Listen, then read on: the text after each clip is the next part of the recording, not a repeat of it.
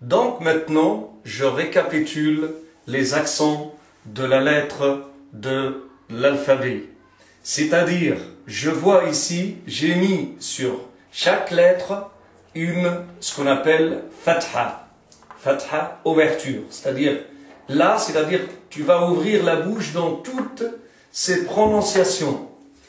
Donc, là, la première lettre qu'on a dit que le A, le son A, qui est l'alif, ça se prononce comme ça, A. Ba, Ta, Fa, Ja, Ha, Kha, Da, Va, Ra, Za, Sa, Sha, Sa, Va, Ta, Va. Il faut faire attention entre les deux lettres là. Là, ba. La langue ne sort pas entre les dents. En revanche, ici, va, ta langue va sortir entre tes dents. A, ra, fa, qa.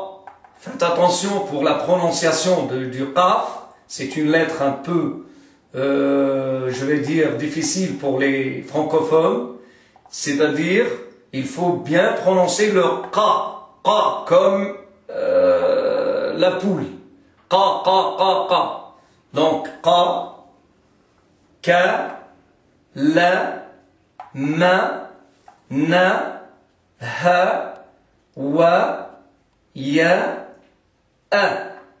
C'est pour cela, tout maintenant, après les mots, tous les mots et toutes les phrases vont être une combinaison de ces lettres-là. Par exemple, si je prends le ka, et je prends le ta, et je prends le ba, et je relis les trois, ka, ta, ba. Kataba, en langue arabe, ça veut dire écrire, ka, ta, ba. Et si je prends par exemple le kha, et je prends le ra, et je prends le jim, kha, ra, ja, kharaj, c'est-à-dire sortir. Kharaja.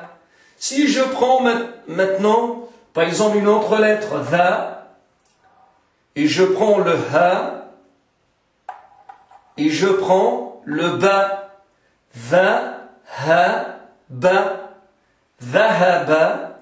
Si je relis les deux, et vous allez voir que je dois relire les trois lettres, vous allez voir, je dois trouver le verbe va-ha-ba, qui veut dire partir.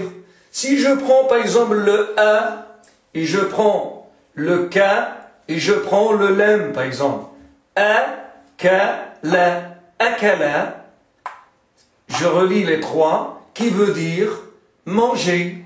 Si je prends par exemple le sin, avec le ra, et avec le qaf, donc, sa, ra, qa, saraqa.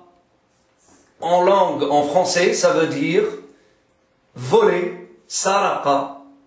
Si je prends par exemple le ba, ou je prends par exemple le qaf,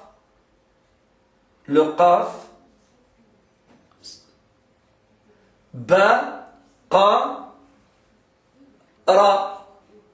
Donc, c'est comme ça qu'on va combiner. On va faire une combinaison de toutes ces lettres-là.